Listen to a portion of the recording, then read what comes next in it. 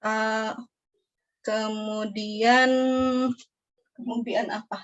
Kemudian untuk perhitungan absensi terkait dengan persyaratan UAS ya, masih ingat bahwa persyaratan UAS itu minimal kehadiran 80% atau maksimum tidak ada kabar 3 kali.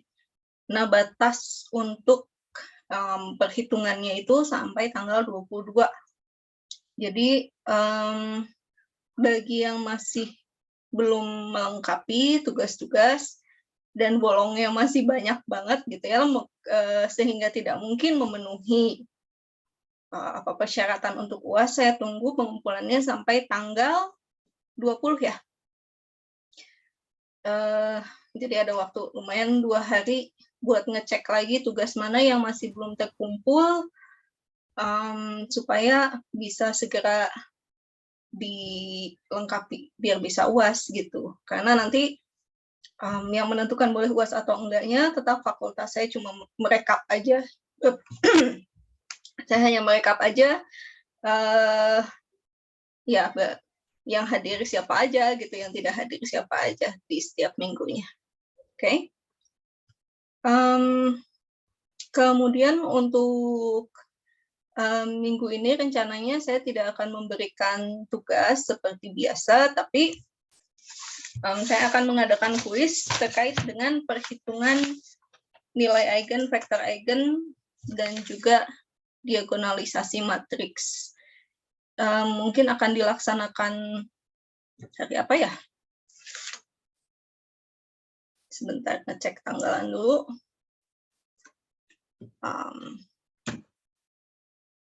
Ya 21 atau 22 gitu ya. Kemungkinan bisa dikerjakannya tanggal 21-22. Saya buka 1,5 hari mungkinnya untuk pengerjaannya. Jadi silahkan memilih waktu yang agak luang untuk pengerjaannya. Saya tidak waktu pengerjaannya sendiri akan dibatasi sekitar 1 jam. Bentuk soalnya adalah pilihan ganda. Gitu. Oke. Ada yang mau ditanyakan dulu nggak? Saya catat kali ya, bisa lupa.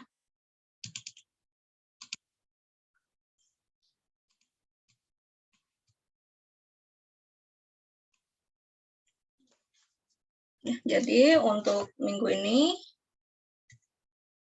kita akan ada kuis.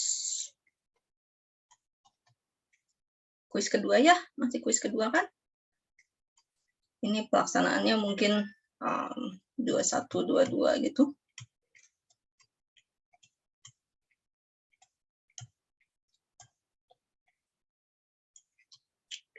Ini nanti akan ada 10 soal. Bentuknya ya mungkin tidak selalu pilihan ganda sih, tapi mungkin ada yang benar salah. Satu lagi mungkin ada yang menjodohkan ya.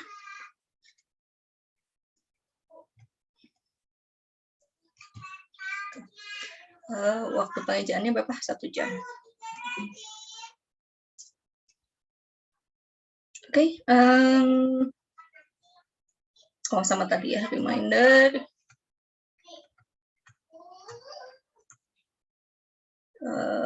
Apa nih?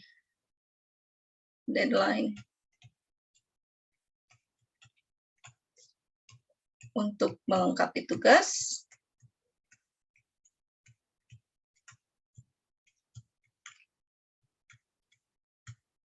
Ini adalah tanggal 20 ya. 20 Desember. Buat apa? Buat ini nanti dipakai untuk syarat ikut UAS. Ini harus minimal 80%. Gitu. Ada yang mau bertanya, berkomentar, saran, dan lain-lain? Izin bertanya, Bu. Iya, Raka. Berarti kan kalau kuis itu kan tanggal 21-22 ya, Bu. Berarti kan untuk hari Selasa sama Rabu. Iya. Berarti untuk minggu sekarang ada tugas, masih ada tugas nggak, Bu? Enggak, minggu ini enggak ada tugas. Kan kalau ada kuis berarti nggak ada tugas, kalau ada tugas berarti nggak ada kuis. Ngecek kehadirannya dari salah satu itu aja, ikut kuis atau mengerjakan tugas. Oh, bukan sekedar mengerjakan tapi juga mengumpulkan tugas. Gitu, Raka. Apakah ada pertanyaan lagi? Ibu mau nanya, Iya, Lutfia. nanti pas udah selesai ngerjain kuisnya, keluar nilainya langsung nggak Bu? Atau gimana? Saya akan setting supaya keluar nilainya itu sesudah waktu pengerjaannya habis. Jadi mungkin tidak langsung keluar begitu. Misalnya ngerjainnya tanggal 21 jam 7 pagi gitu, selesai jam 8, itu mungkin nilainya nggak akan langsung bisa dilihat, tapi baru bisa dilihatnya itu setelah kuisnya ditutup. Itu. Oke Ibu, makasih. Ya, sama-sama. Yang lain ada pertanyaan lagi?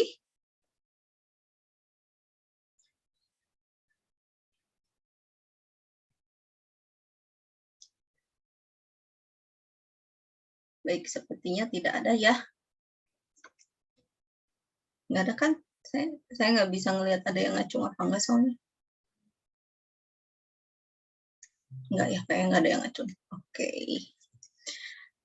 Baik, kalau tidak ada pertanyaan terkait kuis dan juga yang mau nyusul-nyusul tugas, kita masuk saja ke materi minggu ini. Oh ya, sebelum itu, yang minggu kemarin kan kita soal tugasnya itu agak aneh ya, contoh pengerjaan tugasnya seperti tidak sesuai dengan teorema. Itu sudah saya jelaskan di grup sih ya, saya kirimkan penjelasannya di grup. Tapi mungkin untuk lebih memperjelas, mana ya? Oke, saya buka dulu ya. Yang mana?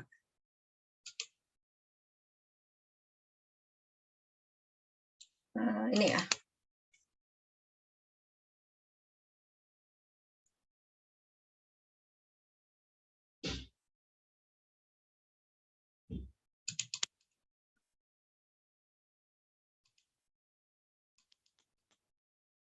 Nah, kalau kita ingat kembali nih, contoh tugas minggu kemarin, kan matriksnya itu matriks simetris ya. Jadi A sama dengan 19 min 8, 908, dan min 88 min 1. Terus, ini kita dapatkan polinom karakteristiknya ya, yaitu lambda pangkat 3 minus 210 lambda ditambah 135.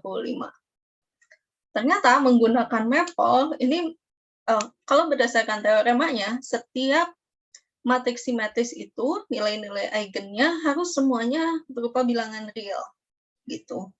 Tapi ternyata pada saat kita menggunakan perhitungan Maple, didapatkan nilai lambdanya itu malah imajiner semua ya. Nah, ini juga sebetulnya sesuatu yang tidak masuk akal. Kenapa? Karena pada saat kita punya punya persamaan kubik, minimal satu akarnya itu harus real. Gitu ya. Persamaan kubik, jadi persamaan dengan persamaan polinom dengan pangkat tertingginya adalah 3. Gitu. Nah, ini tuh harus memiliki akar yang real gitu, minimal 1. Kalaupun 2 lagi imajiner, ya itu tergantung pada bentuk persamaan kubiknya, cuma pasti punya akar real. Nah, di sini memang kayaknya ada apa ya? Kenapa hasilnya bisa imajiner semua sama Maple? Kemungkinan sih karena metode numerik yang digunakan oleh Maple untuk mencari akar-akar polinomnya gitu. Saya nggak tahu juga ya, Maple ini ngitung akar persamaannya pakai apa, karena kalau kita coba ini solve, apa tadi, X pangkat 3 min 210 X ditambah 1335 ya. Betul persamaannya? Nah, ini hasilnya kok ajaib begini gitu ya. Seperti yang sudah kita lihat minggu kemarin, ada imajinernya. Sini ada imajinernya juga di setiap suku. Ini ada nggak? Oh, yang ini sebenarnya nggak ada akar imajinernya ya. Tapi, ya ini kalau kita lihat, kan bisa disimplify.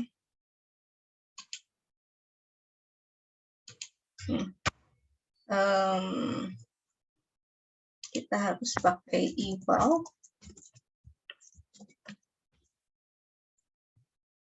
Bukan yang ini ya, apa salah?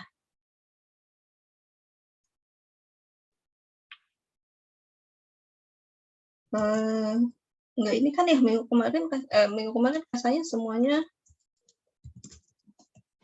Ya sudah, berarti kita coba masukkan dulu linear algebra, masukkan matriks A-nya, ukuran 3x3, 19-8, terus 908, -8, 8, -1. Nah, ini kan simetris ya, karena kalau kita ya lihat aja posisinya yang ini seperti dicerminkan terhadap diagonal utamanya gitu. Ini komponen-komponennya sama. Nah, terus kita cari karakteristik polinomial A, X. Oh, saya salah ngetiknya. Ini kecil gitu. C-nya yang kecil.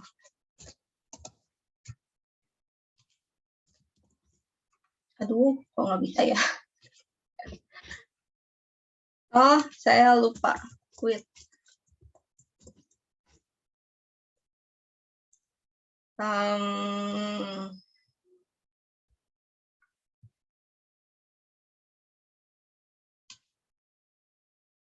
Betul ya, C-nya besar, P-nya besar.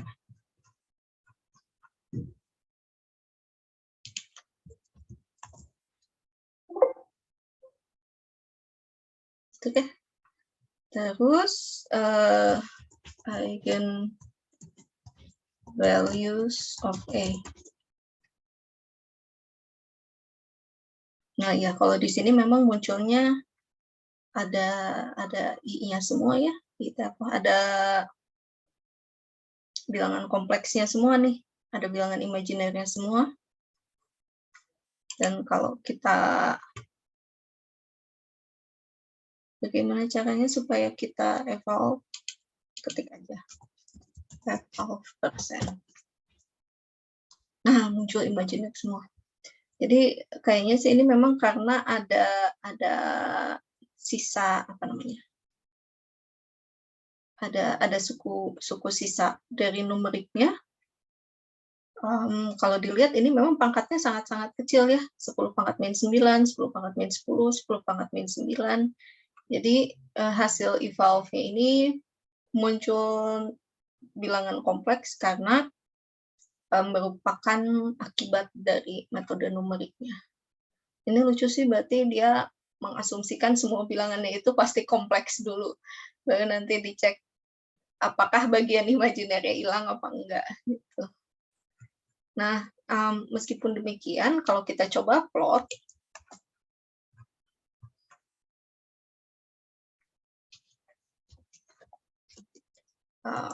ini. Nah, kita bisa lihat ya di antara 5 dan 10.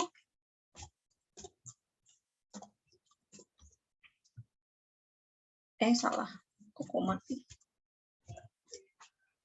Nah, di antara 5 dan 10, di antara 7 dan 10 malah ya, kurva dari X pangkat 3 min 210X ditambah 1135 ini memotong sumbu X di 2 tempat. Gitu. Nah, sebagaimana kita tahu, ini artinya apa? Ini artinya polinom ini, X pangkat 3, persamaan kubik X pangkat 3 min 210 X ditambah 1135 ini punya akar real, yaitu di tempat perpotongan kurva ini dengan sumbu X. Harusnya sih ada satu lagi kalau kita coba min 10 gitu. Kurang kiri lagi ya, min 20. Oke, nah di sini kelihatan ternyata tempat perpotongan dengan sumbu X-nya ada 3. Jadi memang kalau kita lihat secara analitik sih harusnya dia akan memiliki 3 buah akar-akar real. Maknanya apa? Ya berarti nilai-nilai eigennya itu semuanya harus real. Jadi ya memang ada keanehan aja di dalam metode numerik yang dipakai oleh Maple untuk menyelesaikan ini. Kalau kita coba solve sama dengan 0,x, ya hasilnya begini juga, sama aja ya antara yang atas dan yang bawah. Gitu ya. Jadi ini penjelasan tentang keanehan yang minggu kemarin, kenapa contoh yang kita coba tidak sesuai dengan teoremanya. Ternyata itu memang ada kesalahan perhitungan yang diakibatkan oleh perhitungan nomor di Maple-nya.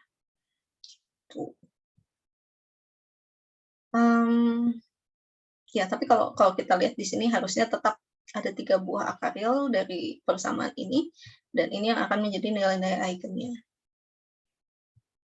Gitu.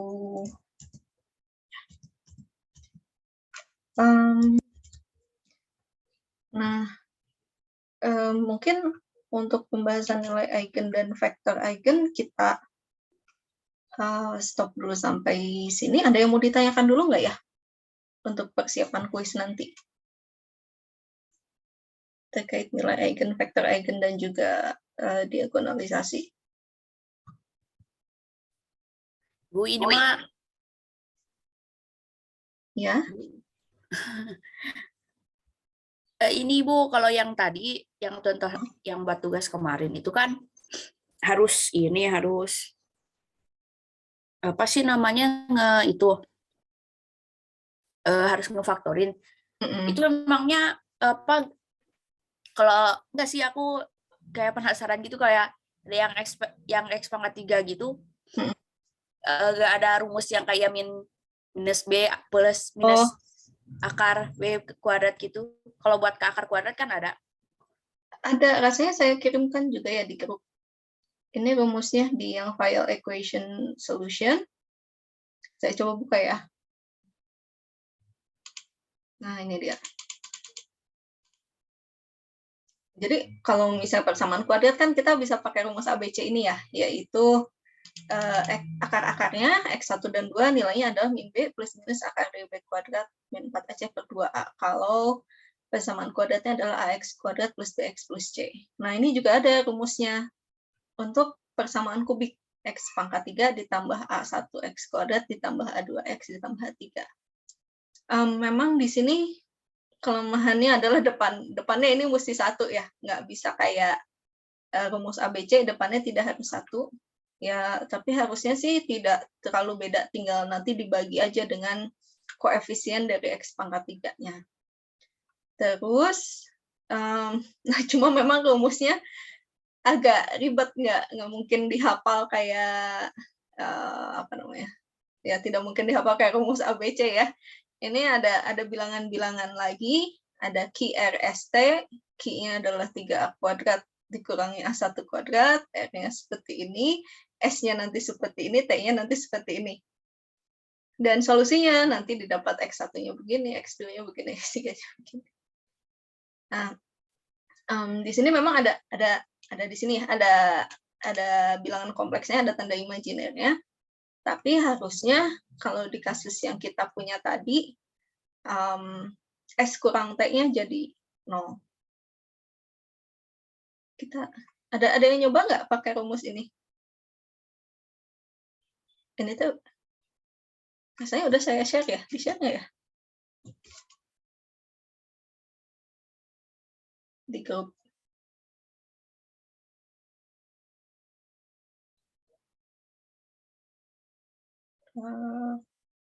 Ya, ada. Yang file equation solution. Ya, ini untuk secara numerik ada rumusnya. Seperti ini. Tapi jangan dihafal. Susah ngapalinnya ya. Ini juga ada rumus untuk persamaan pangkat 4-nya ya. Jadi X pangkat 4 ditambah A1 X pangkat 3 ditambah A2 X kuadrat ditambah A3X ditambah A4. Tapi ini nggak lengkap sih. Soalnya saya dapatnya memang cuma sampai ya, cuma satu halaman ini aja, halaman berikutnya nggak ada. Gitu. Saya nggak tahu mau coba gitu untuk yang tadi kasusnya kita. Kasus apa tadi, X pangkat 3 minus 210X. Lupa apa ya. X pangkat 3 minus 210X ditambah 1135.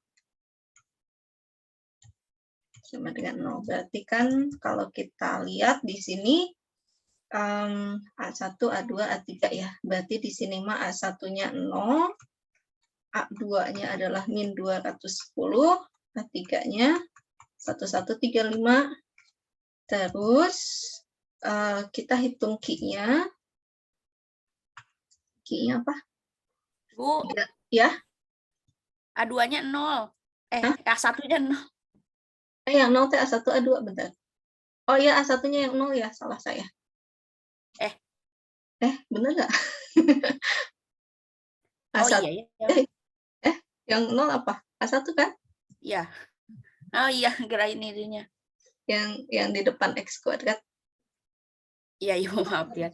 Oke. Lupa. Terus kita coba hitung, berarti Q-nya 3A2.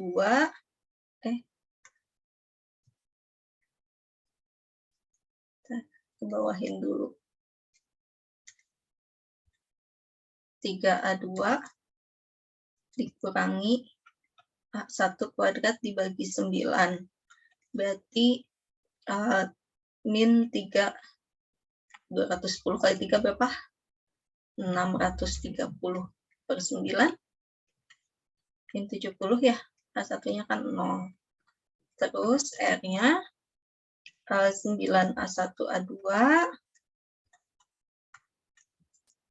kurangi 27A3 kurangi 2A1 pangkat 3. Betul nggak? Betul ya? Dibagi dengan 54. Berarti suku pertamanya 0 kurangi, gede banget nih angkanya. 27 kali 1135 kurangi 0 lagi dibagi dengan 54.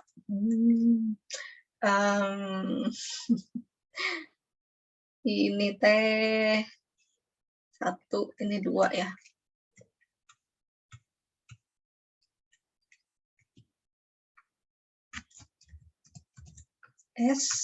S-nya apa? S-nya akar pangkat 3 kali dari R ditambah akar dari Q pangkat 3 ditambah R kuadrat. Aduh, nggak enak banget ya angkanya. Rumusnya sih yang memang tidak mengenakan. R-nya aja kan, R ditambah plus akar Q pangkat 3 R kuadrat. Berarti 1135 per 2 ditambah akar dari Q pangkat 3. Kayaknya saya perlu buka kalkulator aja ya di sini. Oh, pakai mapelnya aja. Hitung apa? Akar pangkat 3 dari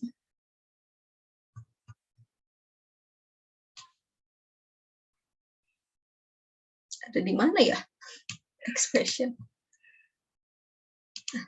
Akar pangkat 3 dari 1135 per 2 ditambah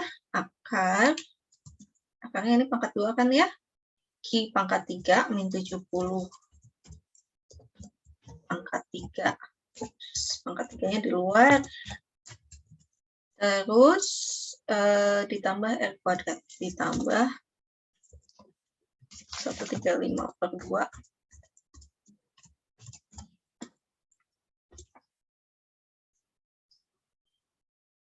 Ada imajinernya ya. Oh, ini harusnya dikasih nama. Apa ini? QRS ya.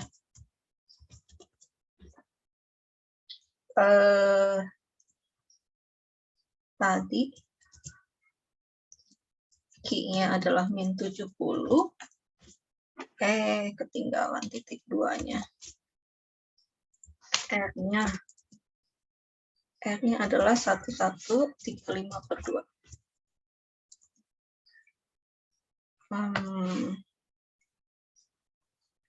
Saya tulis aja ya, ini min 70 pangkat 3 ditambah dengan 1135/2 kuadrat. Hasilnya adalah 1135/2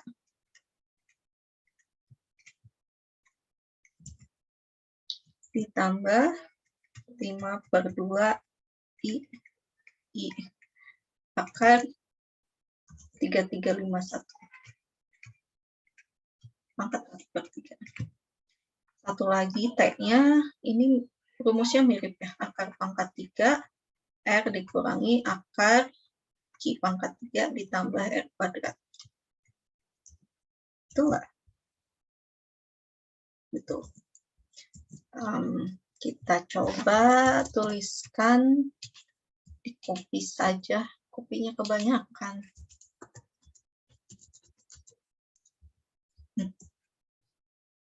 Gimana caranya biar mau ngopi segini aja?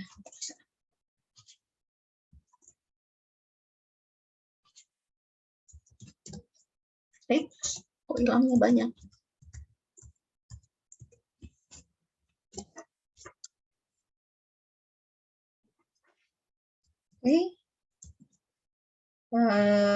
Ini jadi 1135/2 dikurangi 5/2I akar 3351 pangkat 1/3. Terus nanti X1-nya adalah S ditambah T dikurangi 1/3. S ditambah T dikurangi 1/3A1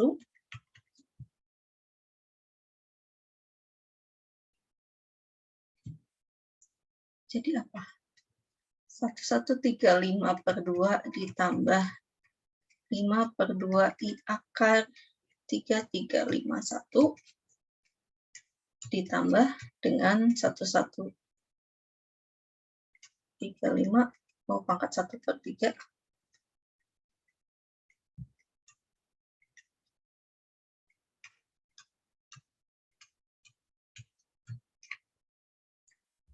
Oh iya, mungkin karena Maple pakai rumus ini ya, makanya muncul muncul imajiner. Padahal seharusnya sih nanti akan saling menghilangkan nggak ya?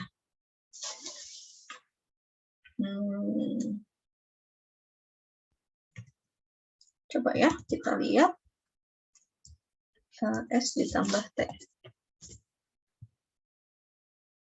Mungkin harusnya kita bisa otak-atik ini sih ya. Jadi maksudnya gimana? Dipangkatkan 3 gitu kanan kiri supaya nanti bisa dioperasikan atau dikalikan dengan sekawannya. Ya, saya nggak tahu gimana memanipulasi ini. Tapi ya, jadi sepertinya Maple menggunakan rumus ini nih buat mendapatkan akar-akar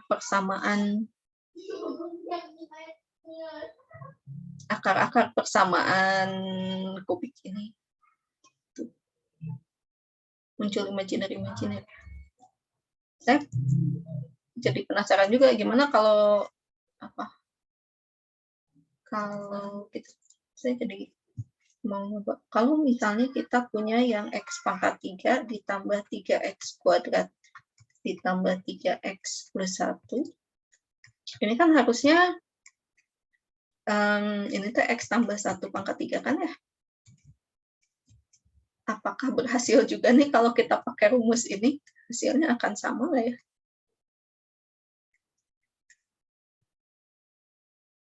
Ya, kapan-kapan lah ya dicobanya. Atau mau dicoba masing-masing juga boleh.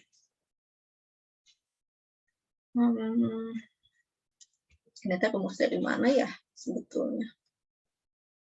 Tapi ya selain menggunakan rumus yang tadi di internet juga sebetulnya udah banyak kalkulator untuk mencari akar persamaan kubik. Kita tulis saja kubik equation solver. Nanti banyak pilihannya. Itu saya pakai apa ya? Lupa.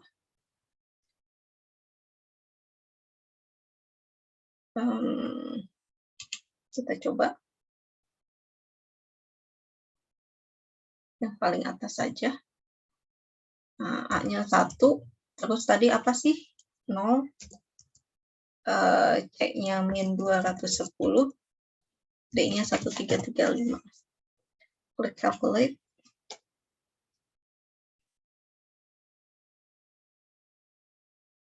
Kayaknya ini pakai rumus yang tadi juga ya. Oke. Betul kan 1335 ya belakangnya?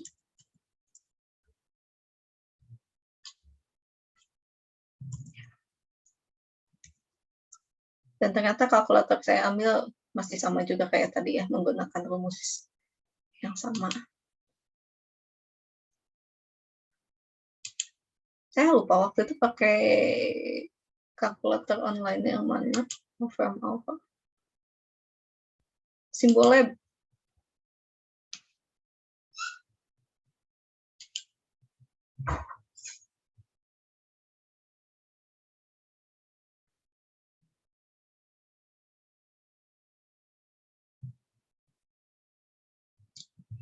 oke, kita coba X pangkat 3 210X tambah 1335 sama dengan 0. Mama, boleh enggak? Kakak mau ya lagi. Oh iya. Nanti ya. Aduh, maaf ya iklan.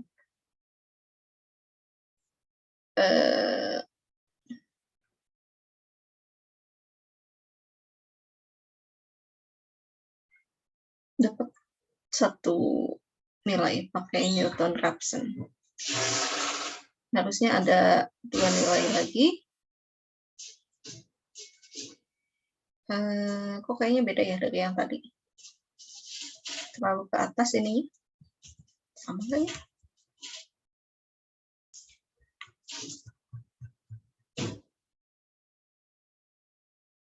X pangkat 3 min 210X 1135. Saya tadi masukin 1335. Oh, pantesan. Ya kayaknya pakai simbolnya lebih akurat nih hasilnya.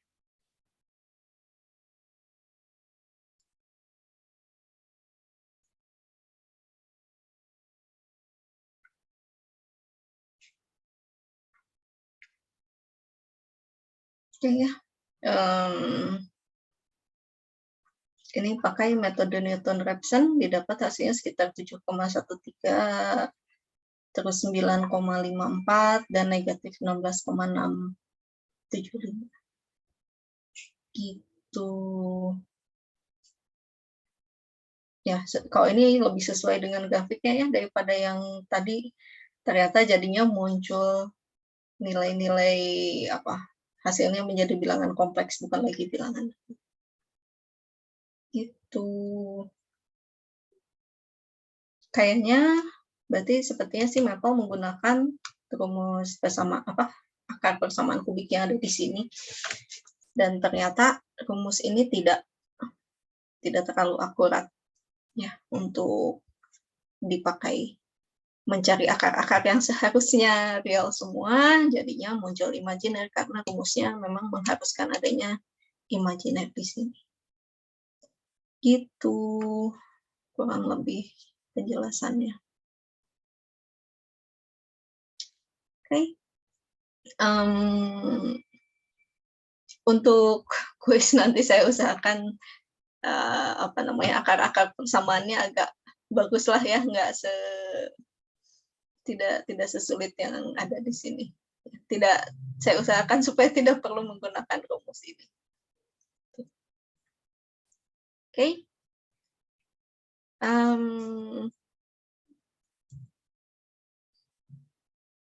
Karena sudah mau jam 10, kita masuk ke materi yang baru aja ya. Nanti kalau ada pertanyaan lagi, mungkin bisa di grup atau japri aja ke saya. Karena minggu ini kita mau membahas tentang koordinat. Minggu depan kita akan bahas tentang transformasi linier, dan terakhir kita akan membahas tentang matriks transformasi linier. Nah, seperti yang sudah saya sebutkan beberapa kali gitu, kenapa sih kita mesti punya basis dari sebuah ruang vektor? Terus kenapa kita mesti tahu bahwa setiap unsur di dalam ruang vektor ini harus selalu dapat dituliskan sebagai kombinasi linier dari unsur-unsur basisnya. Nah, kalau kita punya sebuah ruang vektor dengan suatu basisnya sekarang diurutkan gitu ya, ada V1, V2 sampai dengan Vn. Maknanya apa? Maknanya adalah apa yang dikatakan basis terurut. Misalnya selama ini kan kita kalau melihat misalnya 1, 1, 0, 1, min 1, 0, dan 0, 0, 1, ini adalah basis ortogonal dari R3. Selama ini kan kita menganggap bahwa ya selama urutannya sama,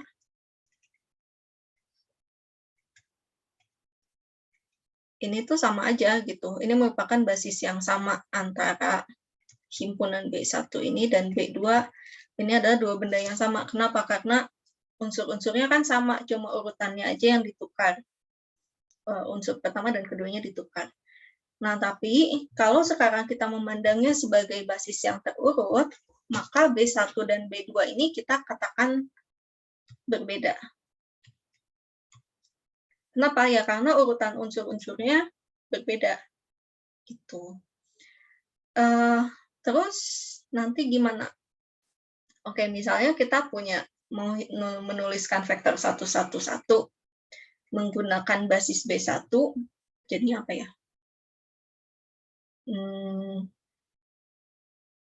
Sebentar, gimana caranya? Oh ya, berarti ini 1 kali 1, 1, 0, ditambah 0 kali 1 min 1, 0, ditambah 1 kali 0, 0, 1. Gitu ya. Ini kalau pakai basis B1. Tapi kita juga dapat menuliskan ini sebagai 0 kali 1 min 1, 0, ditambah 1 kali 1, 1, 0, ditambah 1 kali 0, 0, 1. Jadi, ini kombinasi linier yang menggunakan B1, ini kombinasi linier yang menggunakan B2. Sebetulnya kalau secara aljabar kan antara yang atas dan yang bawah ini sama aja ya. Kenapa? Karena kan bersifat komutatif, kita bisa tukar-tukar. Bukan komutatif dan juga asosiatif ya. Jadi kita bisa mempertukarkan urutan suku pertama dan suku kedua gitu. Terus nanti mau dijumlahkan depannya dulu bisa, baru dijumlahkan belakangnya, atau sebaliknya. Sehingga sebetulnya secara aljabar pada saat kita menghitung ini hasilnya ya sama aja dengan yang bawahnya. Nah, tapi sekarang kita ingin betul-betul melihat basis terurut gitu. Jadi kita membedakan penulisan oleh B1 dan oleh B2. Tujuannya apa? Kita ingin melihat mana yang menjadi A1, mana yang menjadi A2, mana yang menjadi A3-nya. Supaya apa? Supaya kita bisa menuliskan yang namanya koordinat terhadap basis terurut S.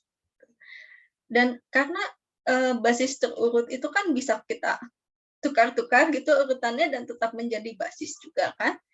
Maka koordinat yang dihasilkan ini disebut sebagai koordinat relatif terhadap basis. Kenapa ya itu tadi? Karena begitu ditukar ya koordinatnya nanti akan berubah meskipun bendanya mah ini juga. Jadi kalau misalnya ini kita beri nama sebagai vektor V, koordinat relatif vektor V, ada satunya ya.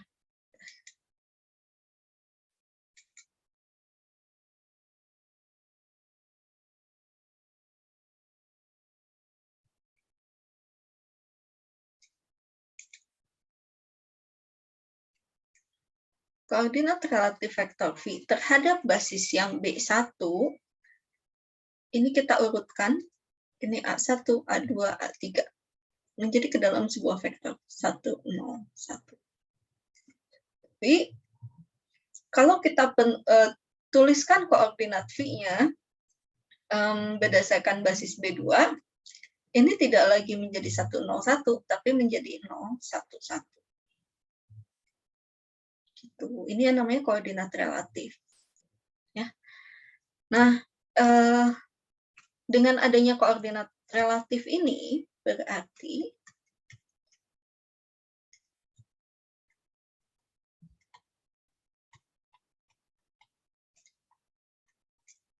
sekarang kalau misalnya kita memandang himpunan polinom berderajat paling tinggi 2 misalnya ya, P2. Terus kita pandang basis B-nya ini adalah 1, X, dan X kuadrat. Berarti pada saat kita punya polinom P sama dengan PX, X-nya tidak konsisten, maaf ya. Misalnya apa? 8 min 10X ditambah 3X kuadrat. Kita dapat menuliskan koordinat relatif P terhadap basis B ini menjadi sebuah vektor yang isinya apa? 8 min 10, 3. Itu. Atau mau dibalik urutannya. Ini katakanlah ini B1 gitu ya. Ini B2. B2 sekarang urutannya dibalik, yang besar dulu, X kuadrat dulu, baru X, baru 1.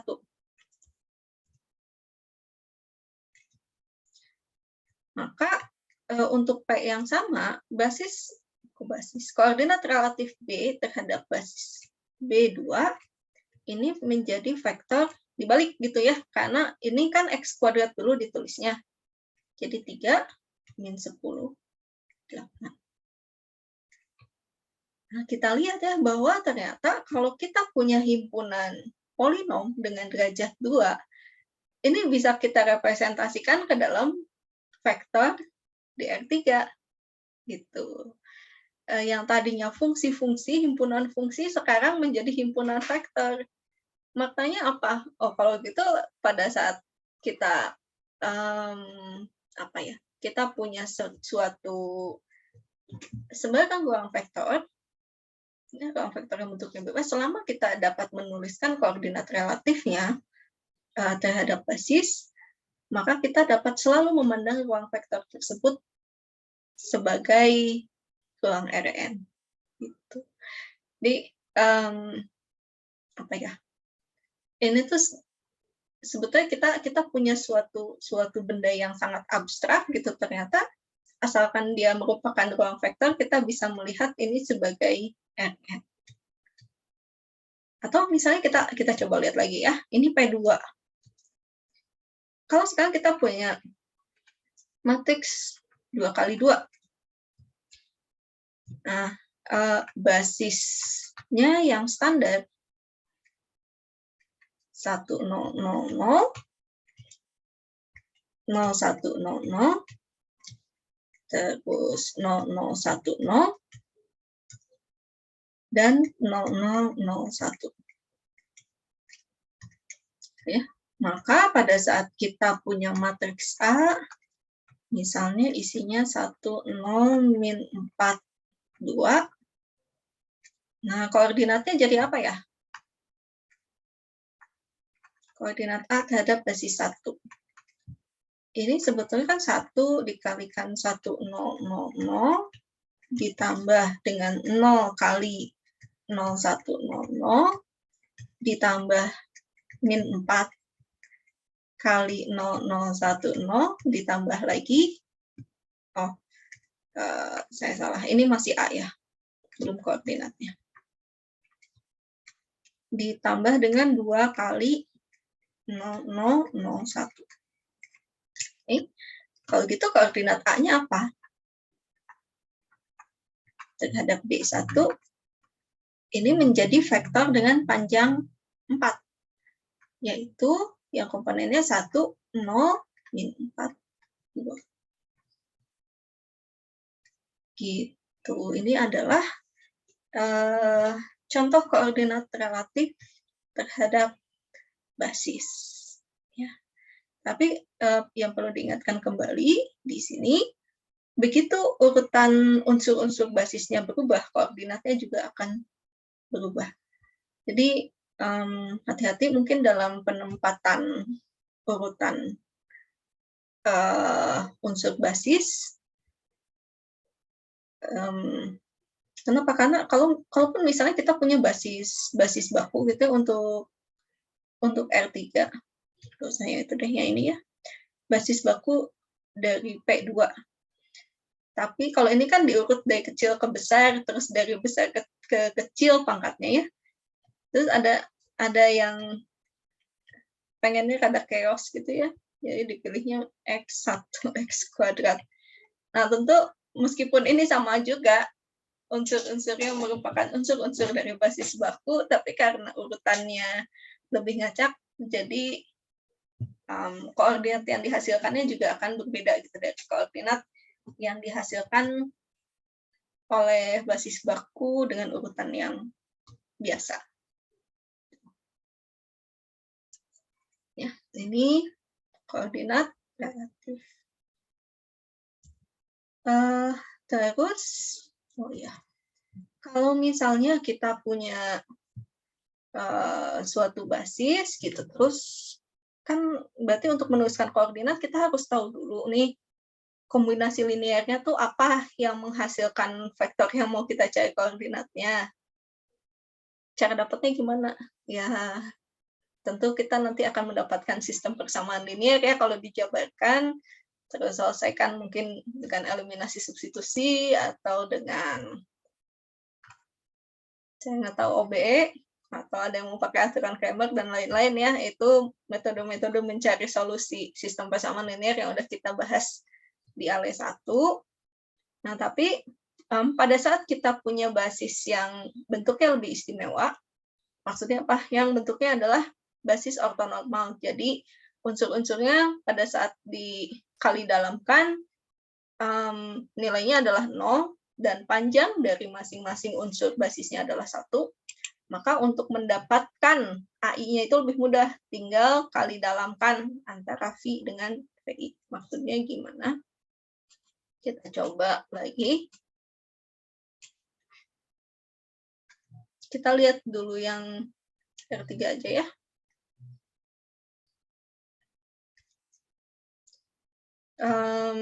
Tadi kan mau melihat, misalnya sekarang basis, tadi ada basis 1, basis 2. Saya sebut aja yang ini basis 3 ya. Kalau basis 1 dan basis 2, ini udah saling merupakan basis yang ortogonal, tapi tidak ortonormal. Kenapa? Tidak ortonormal dalam operasi hasil kali dalam Euclid. Kalau dihasil kali dalam Euclid, unsur pertama dan kedua panjangnya adalah akar 2. Gitu. Jadi ini ortogonal saja,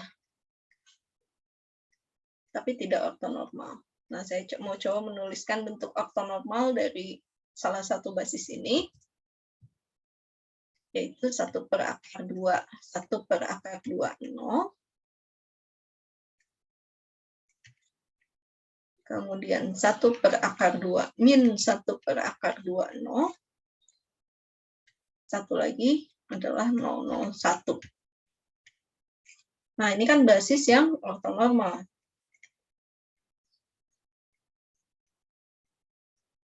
Terhadap operasi hasil kali dalam Euclid. Ya, hasil kali dalam Euclid itu apa? Yang dikali titik. Tapi pada saat kita katakanlah punya V sama dengan 456, karena ada akar-akarnya kayak gini, mungkin agak susah ya mencari berapakah ini A1 kali 1/2. Mencari A1, A2, dan A3 yang merupakan koefisien dari bentuk kombinasi linearnya.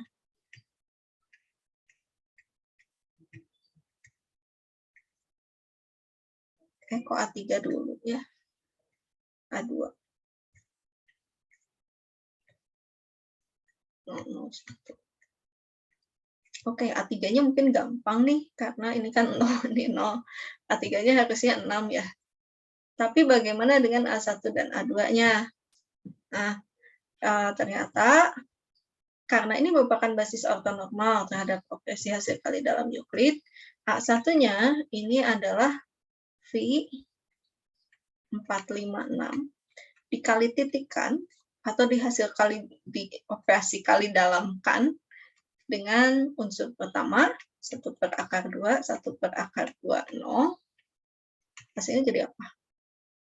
4/2 ditambah 5/2, 9/2, A2-nya sama ini 456 dikali titikan dengan 1/2 kurangi 1/2. Kok jadi 11? 0. Hasilnya apa? Ini 4/2. Oh, ini negatif ya. Dikurangi 5/2 tambah 0. Hasilnya negatif 5/2. Atau 5, 1 ya.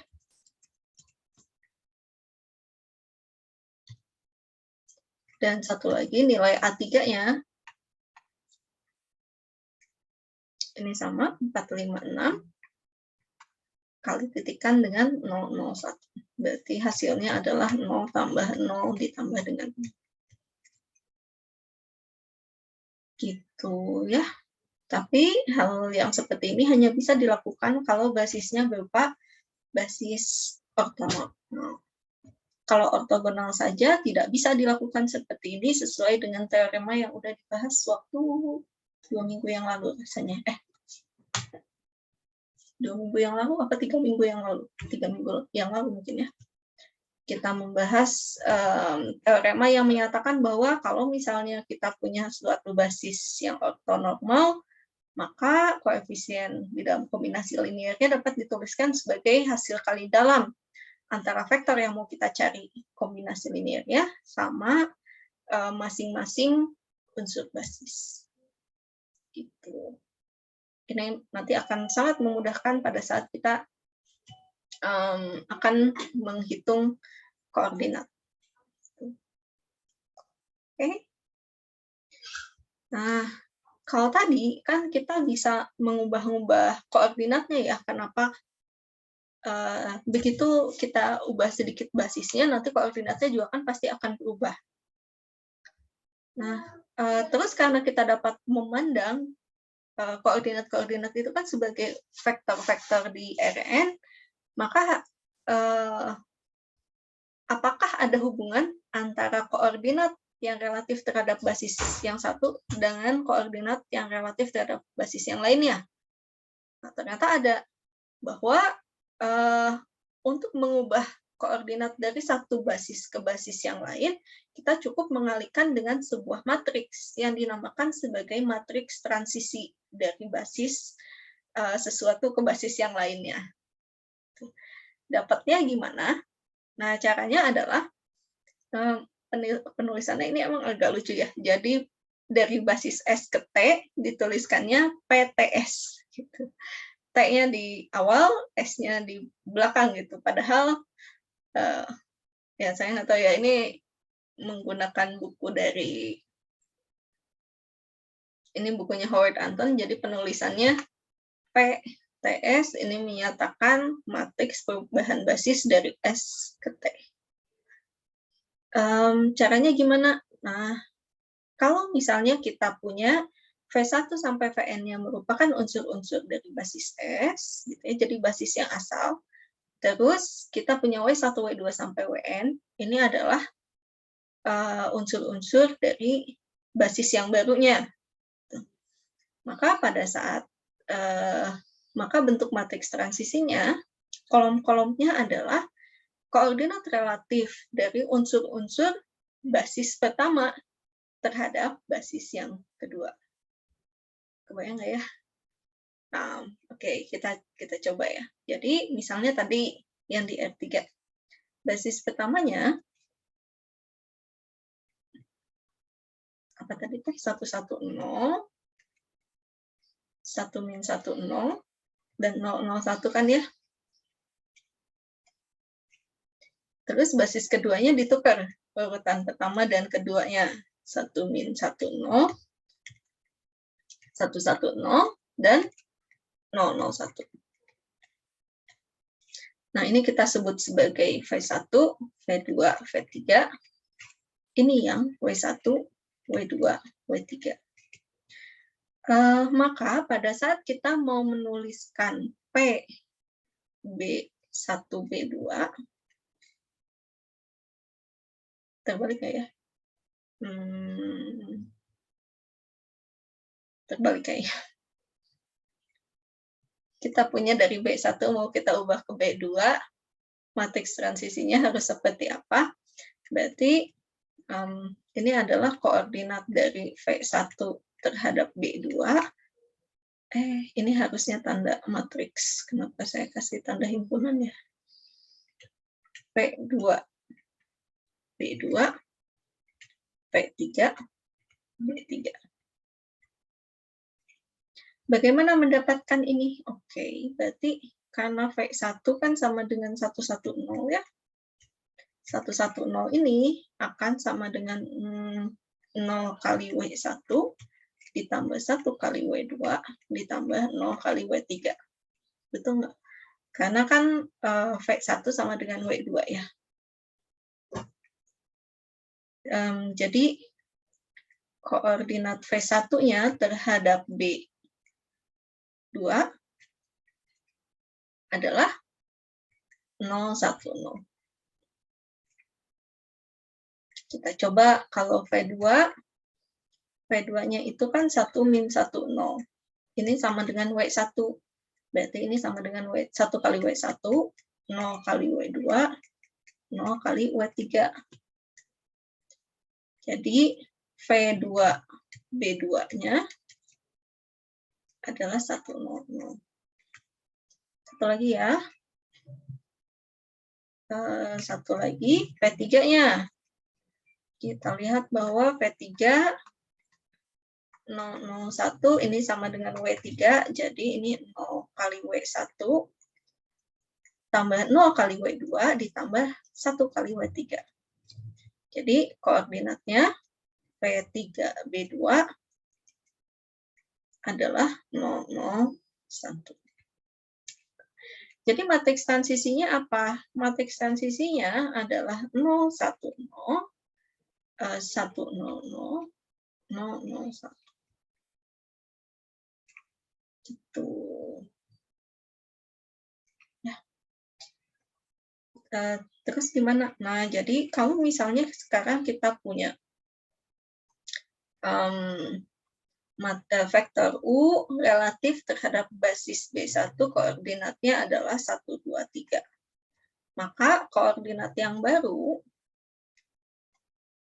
terhadap ke bawah. terhadap basis B2, ini adalah matriks P-nya 0, 1, 0, 1, 0, 0, 0, 0, 1 dikalikan dengan matriks 1, vektor 1, 2, 3. Tinggal dikalikan ya, jadinya apa? 0 tambah 2 tambah 0, terus 1 tambah 0 tambah 0, dan 0 tambah 0 tambah 3. Itu contoh perubahan koordinat matriks transisi koordinat.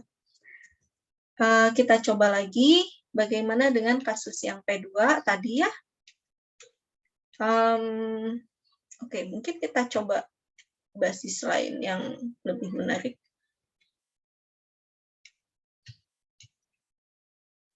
Nah, misalnya sekarang diberikan B3.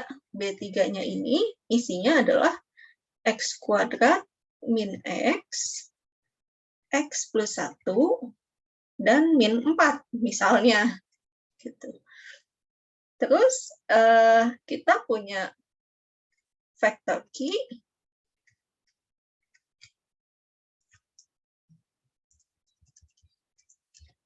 sebuah vector key di P2 yang diketahui koordinat relatifnya terhadap P3 adalah 0, 2, 1 misalnya.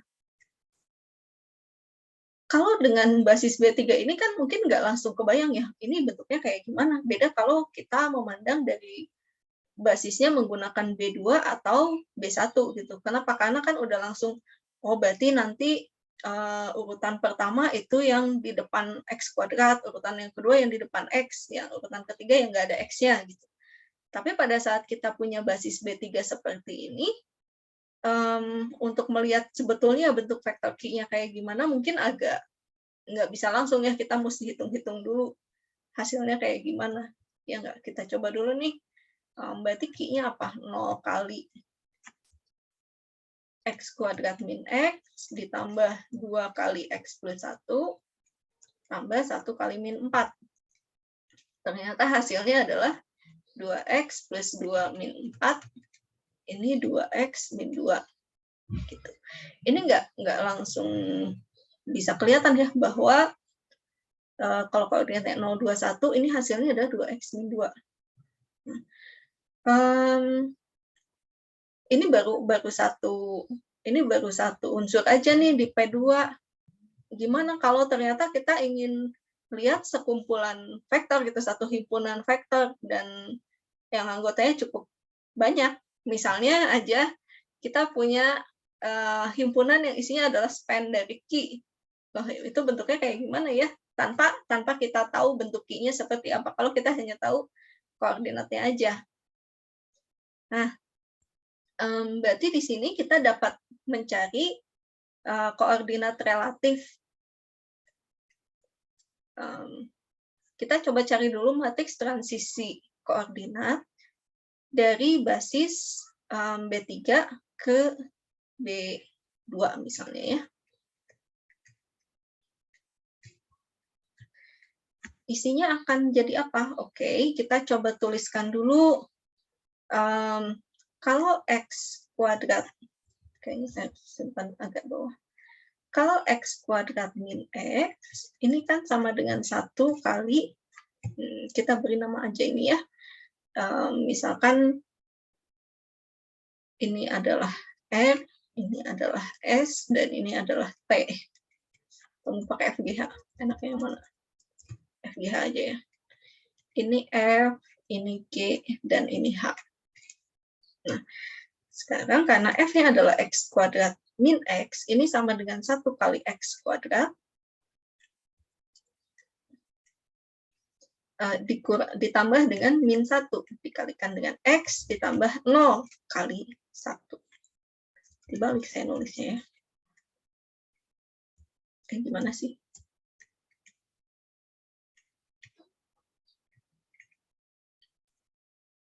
Sehingga koordinat relatif F terhadap basis kedua, yang ini ya, basis kedua yang X kuadrat, X dan 1, ini adalah 1 min 1, 0. Nah, kita coba tuliskan kalau yang G gimana. Oh, ini udah ada iklan lagi. Apa deh?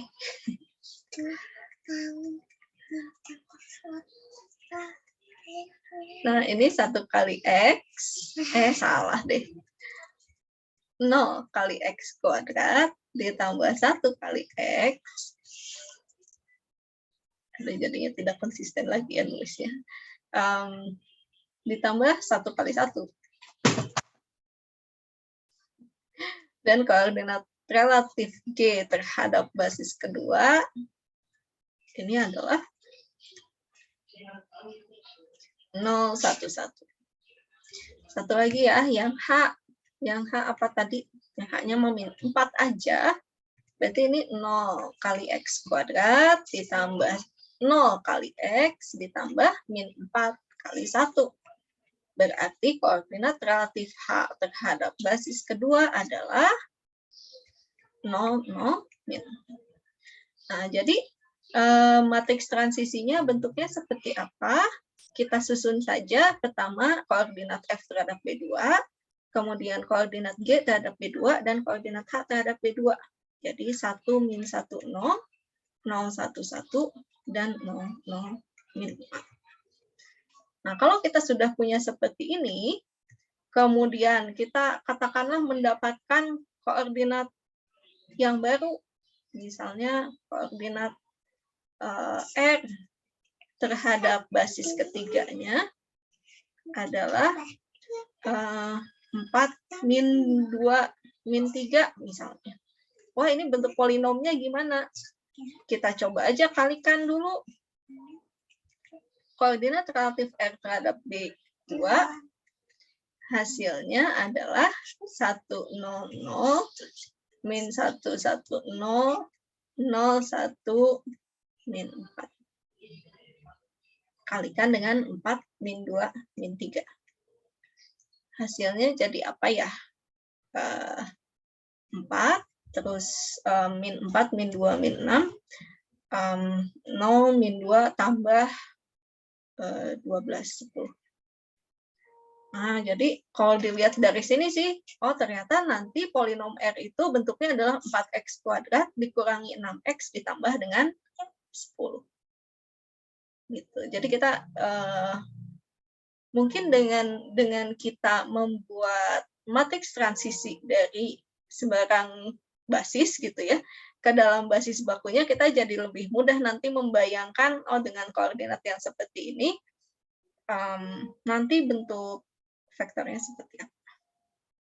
Gitu ya. Ini contohnya.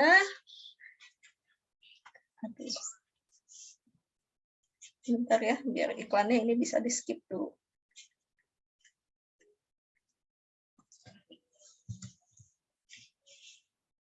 Nah, seperti itu contohnya. Kita lihat lagi berikutnya.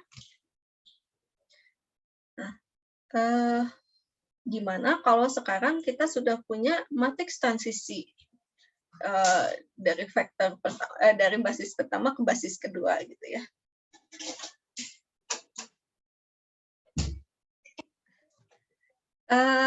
Terus kalau kita mau mengembalikan ke basis semulanya gimana?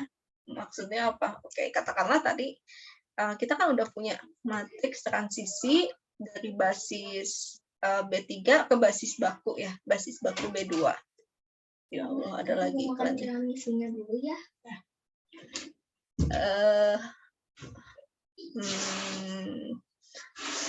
Jadi lupa lagi saya mau ngomong apa tadi.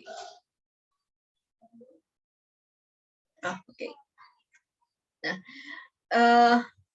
kalau tadi ya kita punya sebuah koordinat dari basis B3 yang relatif terhadap basis B3, terus kita ingin menuliskan ininya kayak gimana gitu, bentuk unsurnya seperti apa. Ini kan dengan melihat dengan menggunakan matriks transisi ini kita mendapatkan koordinat relatifnya terhadap basis baku, dan dari sini kita bisa langsung menuliskan oke, hasilnya adalah 4X kuadrat min 6X ditambah 10. Nah, sekarang gimana kalau sebaliknya? Misalnya kita sekarang punya S Gitu. Yang isinya adalah 17x kuadrat ditambah dengan 5x min 7 misalnya ya. Nah, kalau ini kita tuliskan koordinat relatifnya terhadap B2, nggak susah kan ya, harusnya kita bisa langsung lihat aja, oh ini koefisien dari setiap sukunya seperti apa. Jadi SB2-nya bisa kita tuliskan sebagai 17, 5, min 7. Dengan melihat koefisien dari setiap suku, kita bisa langsung mendapatkan koordinatnya. Nah, tapi kalau misalnya sekarang kita punya seperti ini, terus kita mau tahu koordinatnya, buat apa ya? Ya, saya nggak ingat sih aplikasinya apa ya. Terus kita mau cari koordinatnya sekarang terhadap B3. Gitu. Apakah kita berarti harus pakai apa? Kita buat persamaan linearnya dulu, sistem persamaan linearnya dulu, terus kita cari satu persatu gitu ya dengan eliminasi substitusi atau dengan metode-metode lain yang udah kita pelajari di ALE 1. Nah, ternyata pada saat kita sudah memiliki matriks transisi ini, ini kan matriks transisi apa ini teh? Matriks transisi dari B3 ke B2 ya. Kita dapat mencari matriks transisi balikannya, gitu. Maksudnya matriks transisi dari B2 ke B3. Gimana nulisnya? B3, B2. Caranya gimana? Caranya dengan mencari inverse-nya. Gitu. Jadi pada saat kita sudah punya matriks transisi dari basis S ke T, dan kita mau cari matriks transisi kebalikannya dari S ke T, cukup kita cari inverse-nya aja dari matriks semua. Gampang nggak ya cari matriksnya? Matriks inverse-nya. Pakai apa? Pakai OB aja ya. Kita coba cari 100 min 110 01 min 4.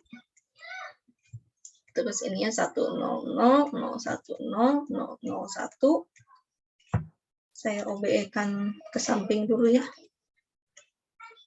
Diapain dulu? Baris kedua ditambah dengan baris ketiga, satu masukkan ke baris ke 1.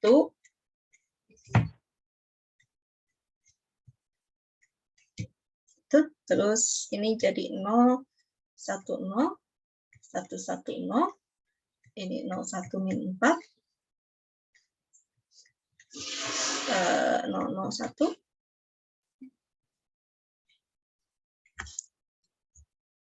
Saya lanjutkan ke sini.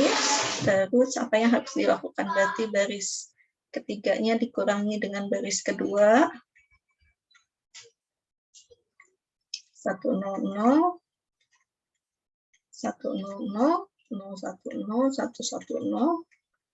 Terus ini jadi 0 0 min 4 0 min 1 1. 1 kali proses lagi ya, minus 1/4 baris ketiga.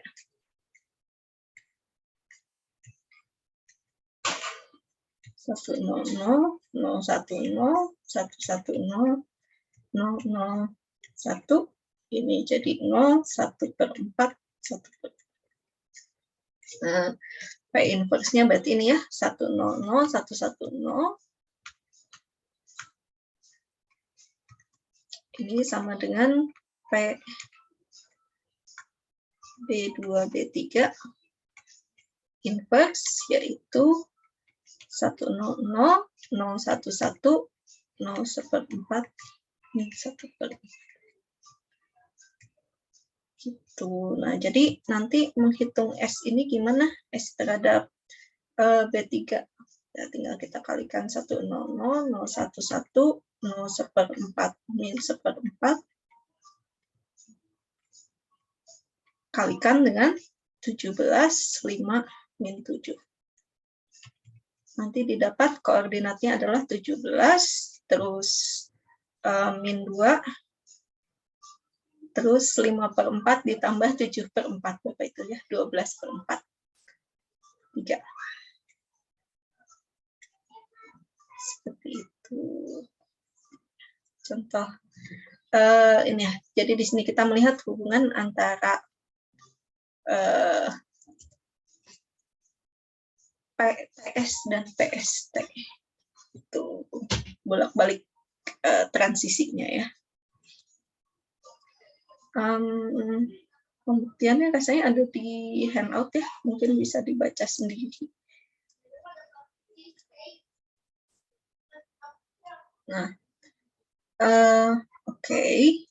Kemudian ini ada teorema yang khusus berkaitan dengan hasil kali dalam Euclid atau hasil kali titik. Jadi misalkan kita punya sebuah basis ortonormal V1, V2 sampai dengan Vn. Kemudian ruang hasil kali dalamnya tapi ruang hasil kali dalam Euclid.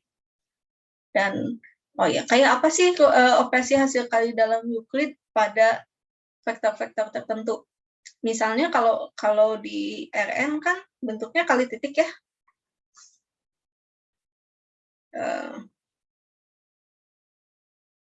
Bentuknya kan U dot V. Gitu. Jadi maksudnya nanti kita akan dapatkan ini U1 V1. Mau itu fokus dulu aja ya.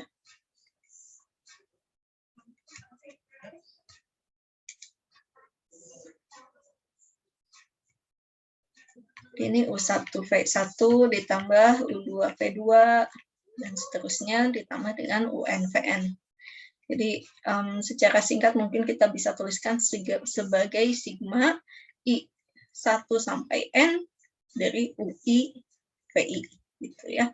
Untuk U-nya adalah bentuknya U1 sampai UN dan V-nya ini V1 sampai Vn.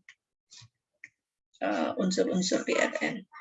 Nah, kalau untuk di ruang polinom Pn, hasil kali dalam Euclidnya, ya, kalau misalnya kita punya P kali Q, nah yang bentuk hasil kali dalam Euclidnya adalah yang bentuknya A1, B1, bisa gimana sih nulisnya? AN, BN, AN-1, BN-1, seterusnya sampai bentar. Betul. A0, B0. Jadi, kalau secara singkat kita tuliskan ini sebagai I mulai dari 0 sampai N, AI, BI. Kalau P-nya sama dengan PX, ini adalah ANXN, AN1XN-1, dan seterusnya sampai A1X dan A0. Terus Q-nya, mencetak saya. Aduh, kok hilang? Kenapa jadi muncul subset itu?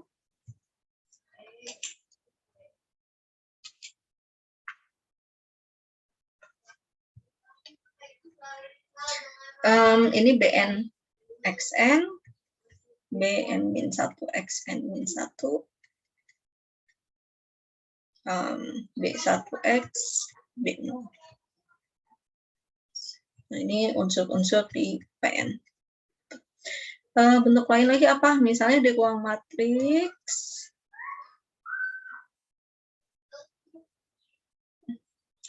M kali N. Bentuk perkaliannya A kali B. Ini operasi hasil kali dalam Euclid. Kalau dia bentuknya adalah, waduh, ini saya pindahkan kemana ke sana.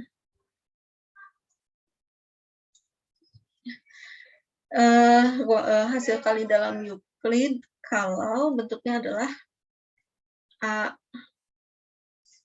A11, B11, nanti A12, B12, dan seterusnya sampai AMN, BMN. Jadi kalau ini mah sigmanya harus 2 ya.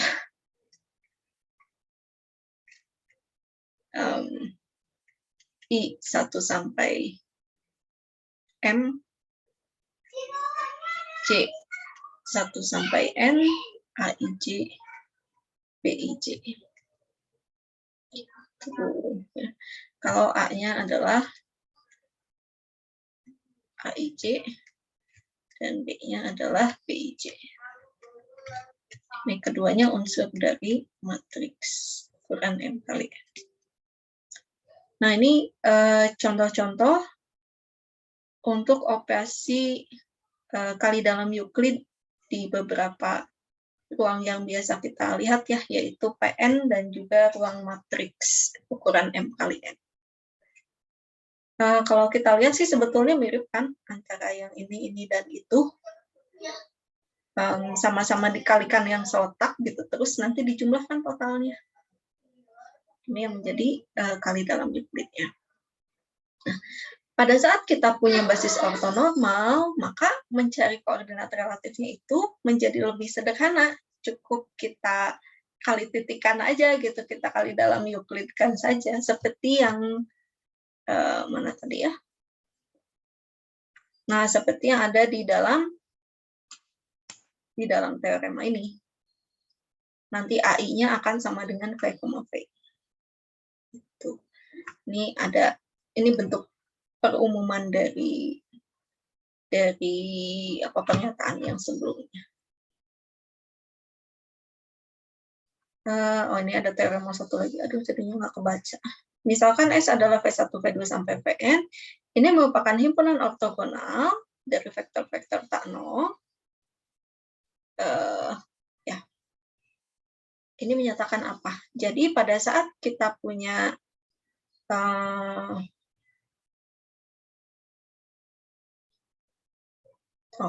pada saat kita punya koordinat relatif terhadap basis gitu, dengan basisnya ini merupakan, ini harusnya himpunan ortonormal ya, basisnya ini merupakan himpunan ortonormal, maka nanti perhitungan norm, perhitungan jarak, dan juga perhitungan hasil kali dalamnya ini mengikuti operasi-operasi seperti pada ruang Euclid gitu. Artinya apa? Pada saat kita punya himpunan P2 polinom dengan derajat 2, terus kita tuliskan koordinatnya, maka nanti jarak antara dua fungsi, jarak antara dua buah polinom itu bisa kita pandang sebagai jarak antara dua buah titik di ruang R3 gitu. Jadi bisa kita bawa ke secara geometri itu bisa kita bawa ke ruang 3 dimensi atau ke ruang 2 dimensi ya. Tergantung ya tentunya kalau dimensinya sama-sama 2, sama-sama 3. Nah, cuma ya bagusnya tuh di situ ya. Jadi dari suatu ruang yang mungkin lebih abstrak di luar ruang yang sudah kita bahas selama ini menggunakan ruang polinom atau ruang matriks atau ruang Rn, ternyata ada ukuran jarak, ukuran panjang gitu. Banyak properti-properti geometri yang bisa dipandang sama seperti ada di Rn gitu. Nah, di sinilah sebetulnya yang di sinilah yang sebetulnya menjadi sesuatu yang sangat penting di dalam algebra linear.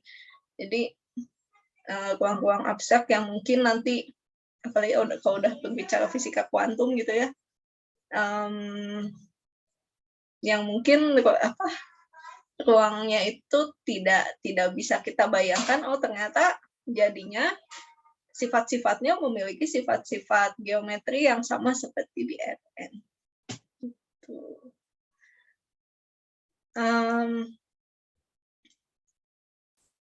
Oke, itu aja sih sebetulnya ya yang bisa disampaikan. Kita mau coba hitung gitu ya. Tadi kita punya yang ini tapi belum ortonormal. Oke. Saya pindah ke atas ya.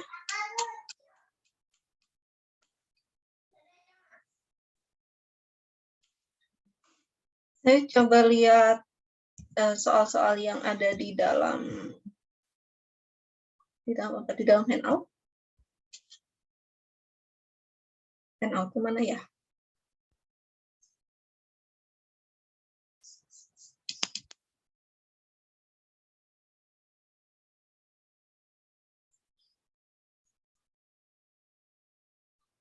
Oke, kita lihat dulu.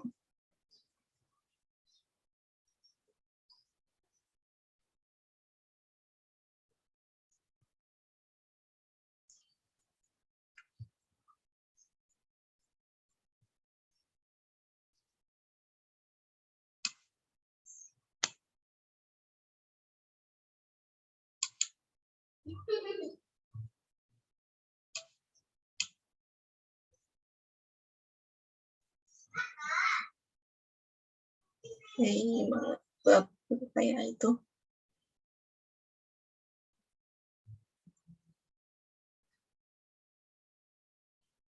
Oke, kita lihat pelatihan 6. Ini belum saya ubah urutannya ya di dalam handout.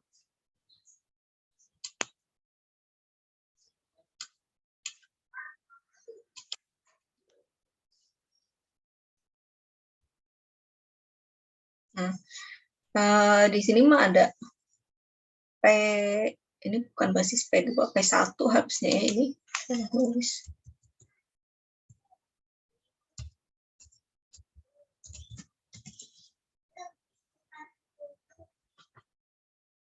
Oke.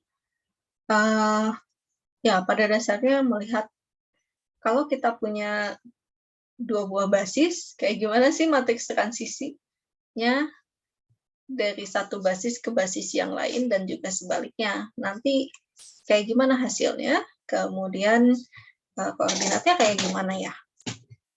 Kita coba untuk yang nomor 1 dulu ya.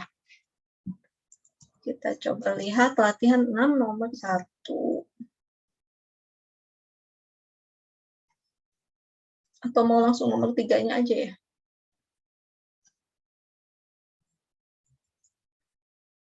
Yang langsung ada menghitung lain-lainnya.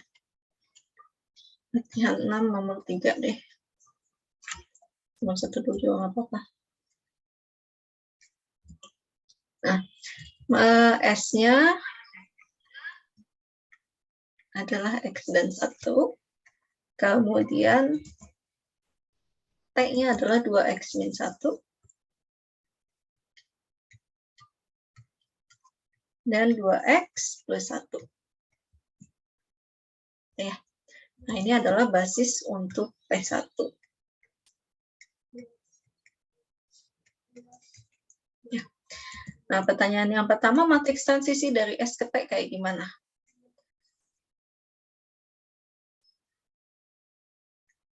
Yang poin pertama, matriks transisi dari S ke T. Berarti kita nulisnya PTS. Nah, kita harus tuliskan dulu matriks basis asalnya kan S ya. Berarti kita tuliskan S, misalnya ini sebut saja ini S1, ini S2, yang ini T1 dan ini T2 gitu ya. Nah, S1-nya ini kan X, S1-nya berarti apa nih? Kita harus cari alfa 1 kali 2X min 1 ditambah alfa 2 kali 2X plus 1. Apa ya kira-kira? Berarti 2 alfa 1 tambah 2 alfa 2 sama dengan 1, terus min alfa 1 plus alfa 2-nya sama dengan 0. Ini kali 1, ini kali 2. Berarti 2 alfa 1 tambah 2 alfa 2 sama dengan 1. Min 2 alfa 1 ditambah 2 alfa 2 sama dengan 0. Kita tambahkan saja 4 alfa 2-nya sama dengan 1. Alfa 2-nya sama dengan 1/4. Alfa 1-nya berapa dong? Alfa 1-nya berarti min 1/4. Itu enggak, kayaknya salah. Alfa 1-nya 1/4 juga ya. Tuh, sehingga ini tuh sama dengan 1/4 kali 2X min 1 ditambah 1/4 kali 2x plus 1. Nah, berarti koordinat relatif S1 terhadap basis T ini adalah 1/4, 1/4. Nah, kita udah punya kolom pertamanya berarti 1/4, 1/4. Kolom keduanya kita tuliskan S2. S2-nya T apa? 1. Ini kembali lagi kita cari ya.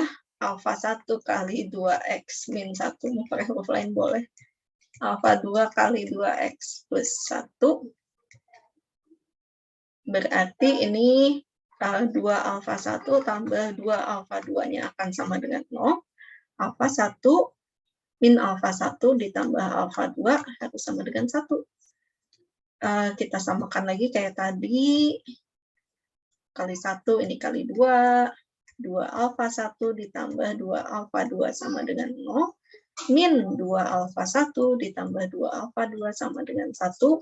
Kita tambahkan lagi. Kok sama ya?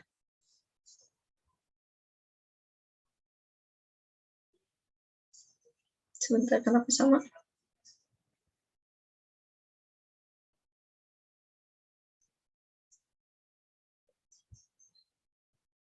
Iya ya, ini sama nggak? Apa yang salah ya? Fokusnya beda.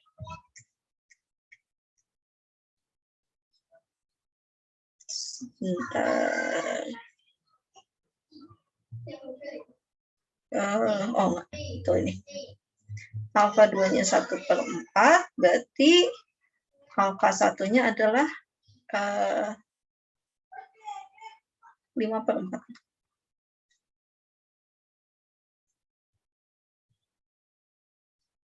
Salah. Min 5/4. Itu enggak? Karena nanti min dari min 5. Salah lagi. Pelan-pelan deh saya hitungnya ya. Kalau ini kan berarti alfa 1 sama dengan alfa 2 min 1 ya. Berarti alfa 1-nya adalah min 3/4. Gitu ya. Oke, maka min 3/4 kali 2x min 1. Benar nggak ya? Jadi yang 0 nggak? Kalau dijumlahkan, bentar, kayaknya aneh. Ada yang salah. Ini jadi min 3/2 ditambah, apa yang salah?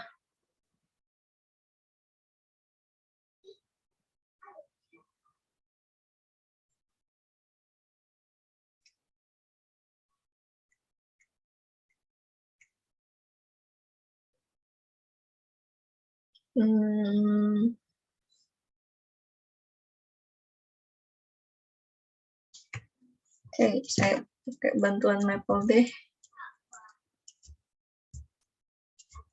Supaya nggak terlalu lama mikirnya. Harusnya masih aman kalau kita pakai buat persamaan linear. Kita pakai solve. Solve apa? 2A1 ditambah 2H ditambah 2A2 sama dengan 0. Terus min A1 ditambah A2 sama dengan 1. A1 supa A1,A2. Min setengah dan setengah. Kenapa saya bisa jadi 1/4 ya? Oh, ini yang kali 2. 8/4, 1/2. Pantesan nggak beres-beres ya. Tidak sesuai. Ya, min 2/4 atau min setengah. Jadi, koordinatnya adalah min setengah dan setengah.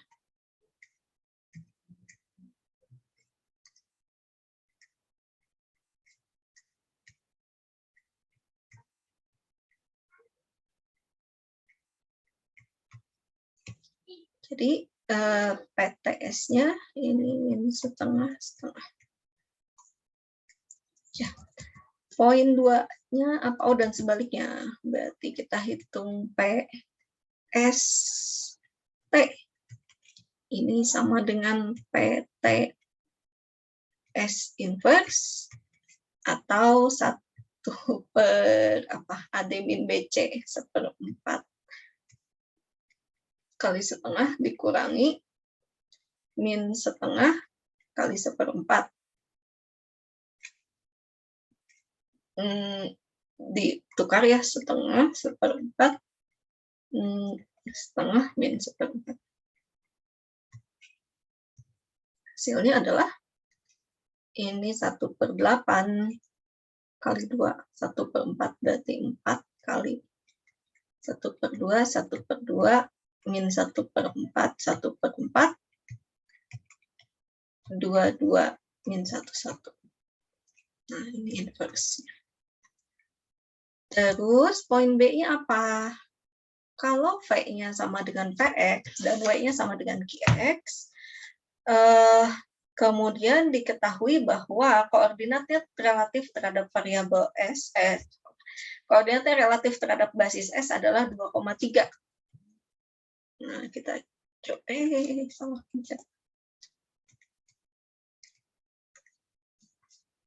Kita lihat poin B-nya ya.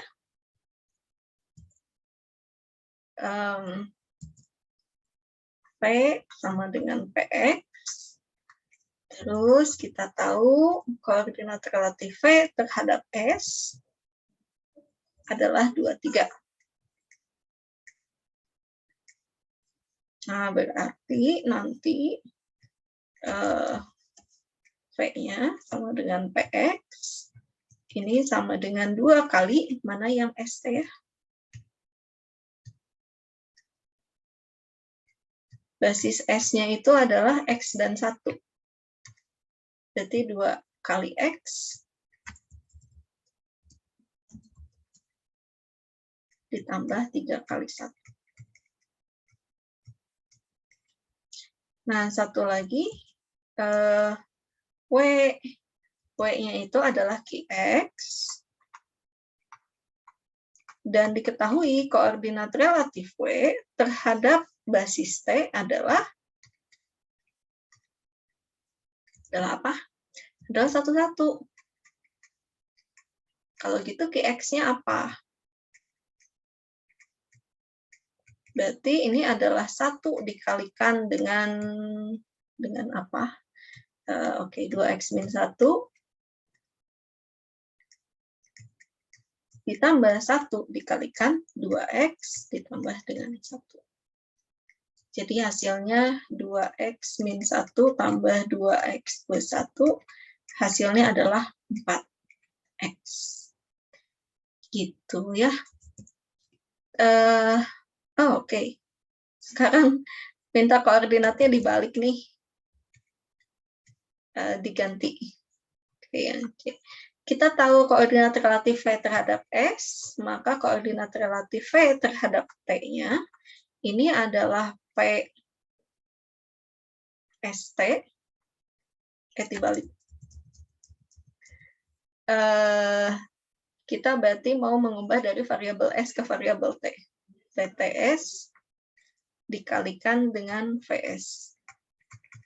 PTS-nya tuh yang mana? PTS-nya yang ini 1/4 min setengah, 1/4 setengah.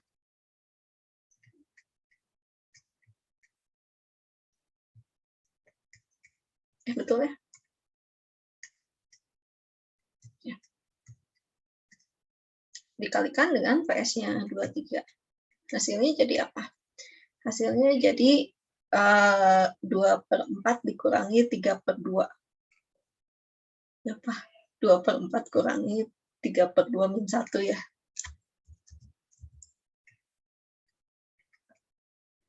Betul nggak? Berarti setengah kurangi 3/2. Ya, betul ya. Min 1. Terus bawahnya adalah 2/4 ditambah dengan 3/2. 2. Itu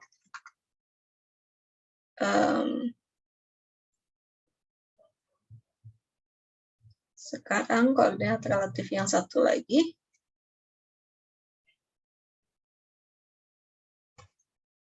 Kalau sekarang kita mau mencari WS, berarti kita hitung PST dikalikan dengan WP.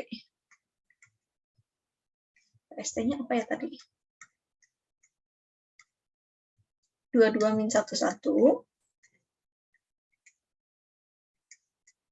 kalikan dengan 11. Berarti hasilnya adalah 40. Gitu. Ya, cukup simple. Coba sekarang kita hitung. Kalau kayak gitu, norm dari V-nya apa ya?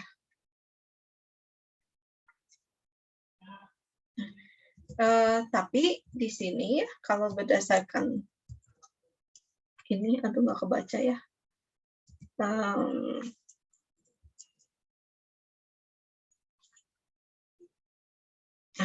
Kalau berdasarkan ini, himpunannya harus ortogonal ya, dari vektor yang tak nol. Jadi yang bisa kita manfaatkan kalau koordinatnya itu dalam koordinat S.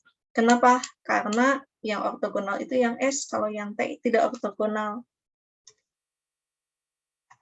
Saya tandain ya, yang ini yang ortogonal.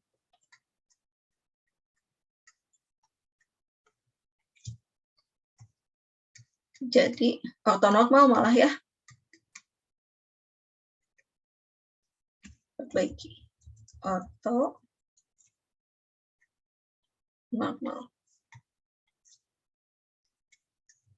Nah, maka norm dari V-nya ini, masih kuning.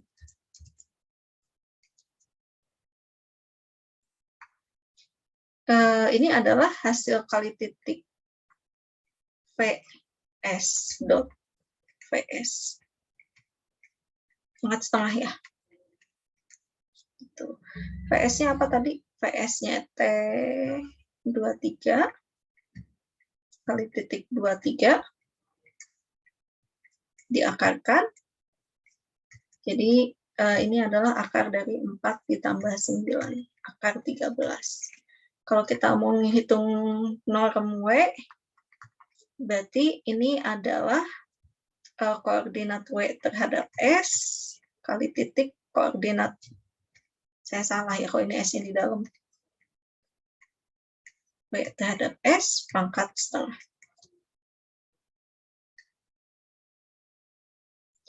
Yaitu 40 kali 40 ya. Diakarkan. Jadi hasilnya adalah akar 16. 4. Apalagi yang mau kita hitung? Coba kita hitung jarak antara V dan W. Nah, kayak gimana jarak antara V dan W? Jadi, ini adalah akar dari, ini seperti kita menghitung norm antara norm dari V min W. Ya. Atau ini akar dari, tapi kembali lagi, bukan V dan W, tapi koordinatnya ya, koordinat relatif. Enggak, betul. Ini betul, tapi saya harus menuliskan dulu yang ini. V min W kali titik V min W pangkat setengah. Tentu ini kok relatif terhadap basis S. Nah, jadinya apa nih?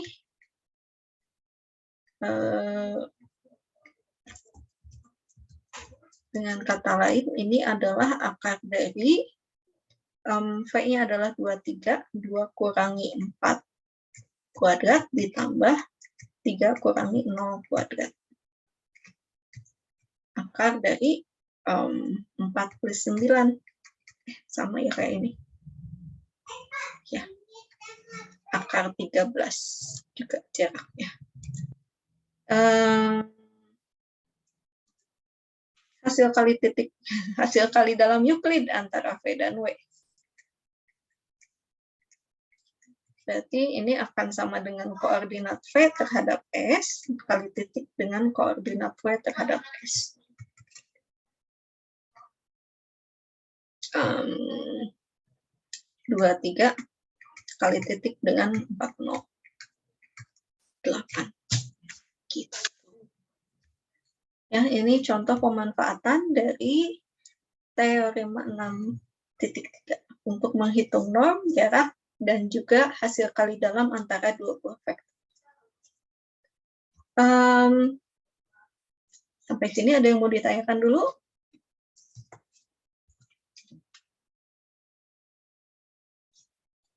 Gimana?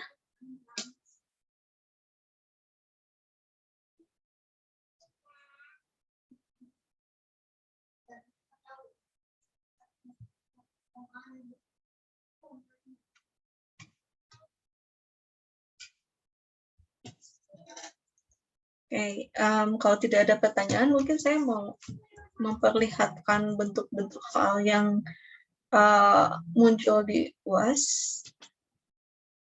tahun kemarin misalnya ya.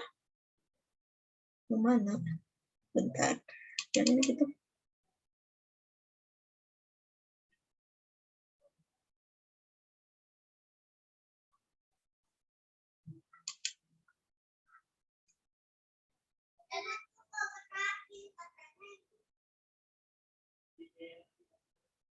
Bentar.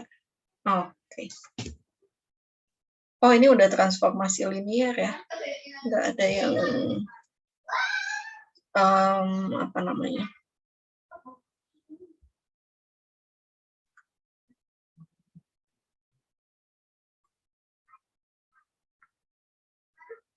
Koordinat relatif vektor V terhadap NP min MM.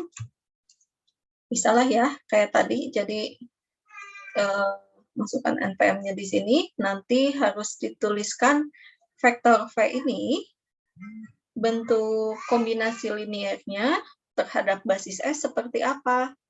Ingat, kombinasi linearnya bukan terhadap basis baku ya, tapi terhadap basis yang ditentukan di dalam soal. Jadi nanti koordinatnya memang tidak langsung NP min MM gitu. Nah, kalau yang dituliskan di sini ini sebetulnya koordinat terhadap basis baku yang V di sini. Begitu juga dengan U, ini koordinat yang relatif terhadap basis baku di R3.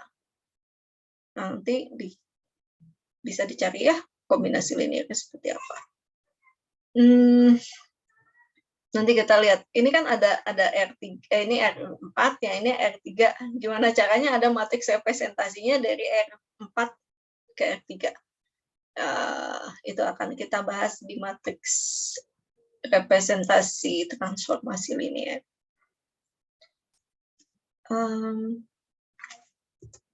Ini soal-soal UAS lainnya ya. Ini yang tahun kemarin. Mencari nilai eigen dan vektor eigen dari A. Cari basis ortonormalnya. Kan nanti dari sini dapat apa namanya? Akan didapat apa?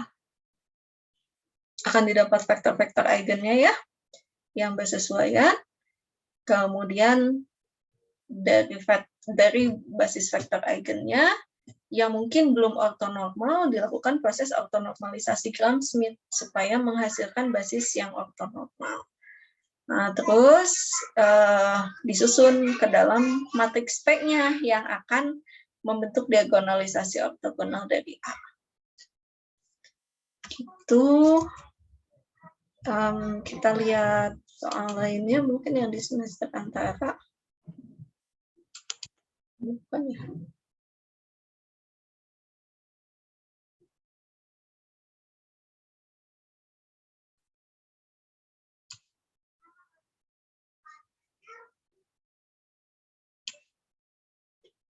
Nah, di sini diberikan B aksen adalah basis untuk P2 representasi transformasi linear ya, nggak ada yang buat koordinatnya aja.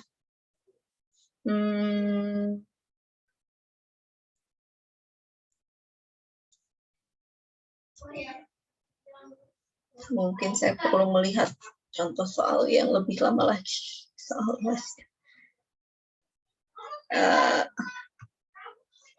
2016. Mana ya? UAS. Udah lama banget ya, 2016.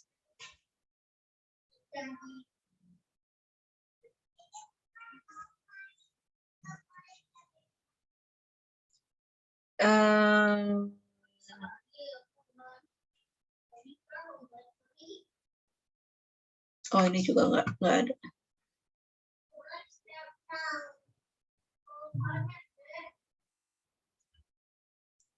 Ini langsung ke transformasi linearnya.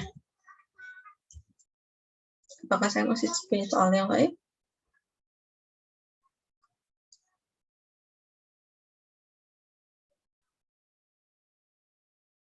Nggak ada ya? Oh, yang ini kayaknya.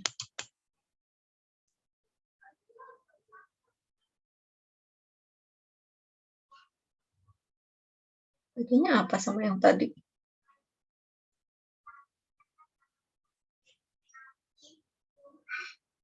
Oh, ini juga oke. Yang pertama kita punya matriks kita punya basis B aksen, isinya adalah min 1, 2, 2, 0. Belum ortonormal ya.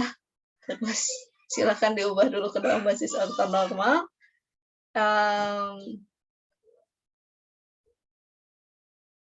Kembali lagi, ini mah transformasi linear sih ya. Ya sudah.